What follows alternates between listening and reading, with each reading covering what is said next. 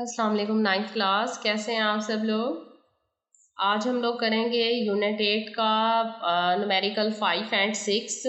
तो numerical 5 8.5 statement है, how much heat is required to increase the temperature of 0.5 kg of water from 10 Celsius to 65 Celsius के 0.5 kg पानी है और उसका टेम्परेचर इंक्रीज करना है 10 से 65 सेल्सियस तक। तो कितनी हीट जो है वो रिक्वायर होगी वो फाइंड आउट करनी है।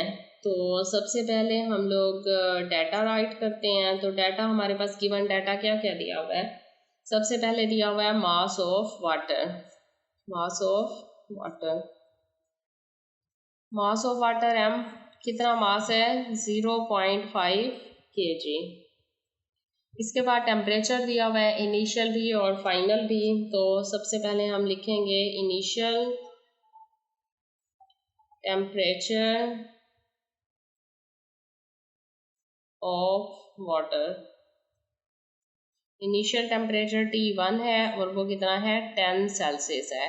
अब देखिए 10 सेल्सियस इसे हम लोग कन्वर्ट कर लेते हैं किसमें, केल्विन में। तो 273 में 10 प्लस हो जाएगा तो इक्वल आ जाएगा T1 हमारे पास 283 आ गया, 7 और 1 8 283 केल्विन। इनिशियल टेम्परेचर डायरेक्ट हमने केल्विन में कन्वर्ट कर लिया। अब हम final temperature of water right करते हैं। Final temperature of water, final temperature है T2 और T2 कितना दिया हुआ है 65 सेल्सियस। तो T2 को भी आप कन्वर्ट करेंगे केल्विन में तो इसमें भी प्लस हो जाएगा 273। 65 और 273 जब प्लस करेंगे ये आ जाएगा 338 केल्विन। जी टेम्परेचर भी आ गया, मास भी आ गया। अब टेम्परेचर डिफरेंस जो है वो हमारे पास क्या है, डेल्टा T इक्वल टू होता है T2 minus T1। Next T2 क्या है 338 माइनस T1 क्या है 283। तो डेल्टा T इक्वल टू आ जाएगा 55 केल्विन। डेल्टा T भी फाइंड आउट हो गया। अब बाकी हम लोगों ने अमाउंट ऑफ हीट फाइंड करनी है। Amount of heat absorb by the body, absorb by water. Amount of heat हम राइट करेंगे,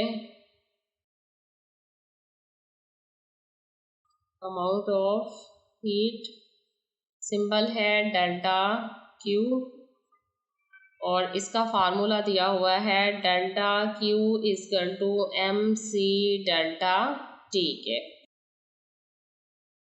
अब वैल्यूज पुट करते हैं। Delta Q equal to mass कितना है हमारे पास 0.5 kg। C कितना है, C कांस्टेंट है और इसकी वैल्यू क्या आ जाएगी, वाटर का है ना। तो वाटर की स्पेसिफिक हीट रेजिस्टेंस कितनी होती है 4200 होती है। और डेल्टा T क्या है, टेम्परेचर डिफरेंस है तो वो कितना हमने अभी फाइंड कर लिया था 55। तीनों को मल्टीप्लाई कर देना है तो डेल्टा Q आ जाएगा। तो डेल्टा Q इक्वल टू आ गया 0.5 को 4200 के साथ मल्टीप्लाई किया तो 2100 हो गया और फिर इसे 55 से मल्टीप्लाई करेंगे तो डेल्टा Q इक्वल टू आ जाएगा 11500 जॉल के। ये हमारे पास टोटल हीट रिक्वायर्ड आ गई। तो हम लिखेंगे the required heat to increase the temperature is, the heat required to increase the temperature. Temperature increase करने के लिए कितनी हीट चाहिए 115,500 जॉल। ये इतनी हीट हमें चाहिए टेम्परेचर को 10 सेल्सियस से 65 सेल्सियस तक लेके जाने के लिए। अब करते हैं 6 8.6।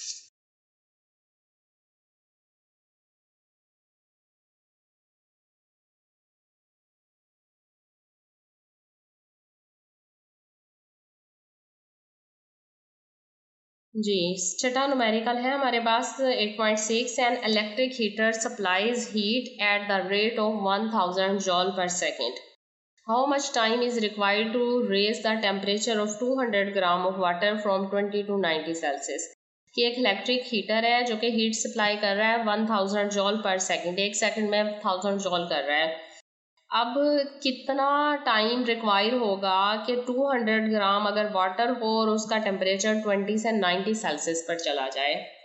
तो वही फार्मूला यूज़ करेंगे जो 8.5 में किया है। तो सबसे पहले डाटा राइट करते हैं। डाटा में हमारे पास दिया हुआ है सबसे पहले electric heater supplies heat at the rate. Electric heater किस रेट से हीट सप्लाई कर रहा है? Electric heater supplies heat at the rate कितना आएगा? डेल्टा क्यू हीट है और टाइम जितने टाइम में वो करेगा तो वो तो बता दिया है 1000 पर सेकेंड है, 1000 जॉल पर सेकेंड। इसके बाद क्या बताया हुआ है? मास है वाटर का, mass of water m equal to 200 gram. तो ग्राम को केजी में करेंगे तो क्या हो जाएगा? 200 डिवाइड हो जाएगा 1000 से तो ये आ जाएगा 0.2 किलोग्राम। नेक्स्ट टेम्परेचर दिया हुआ है 20 to 90 सेल्सियस। तो इनिशियल और फाइनल टेम्परेचर है,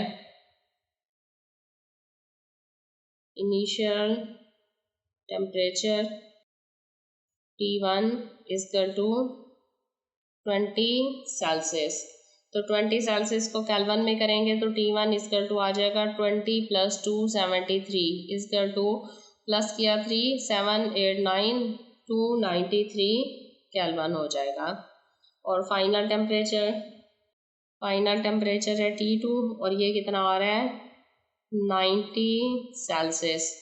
लिहाजा T2 इक्वल टू आ जाएगा 90 + 273 इज इक्वल 3 9 और 7 कितना हो जाएगा? 16 और 1 363 केल्विन हो जाएगा।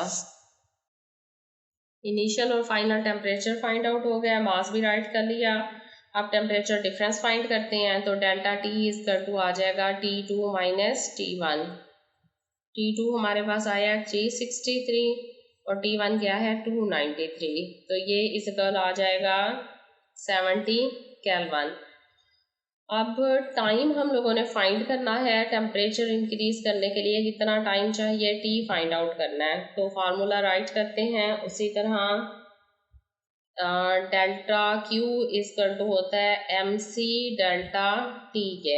अब देखें बोथ साइड को हम डिवाइड करेंगे T से, क्योंकि रेट जो है ना चेंज ऑफ हीट वो टाइम से होगा ना, तो both side divided by T।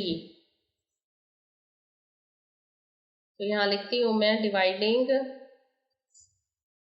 both sides by T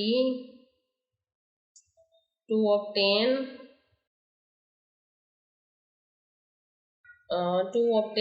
rate of change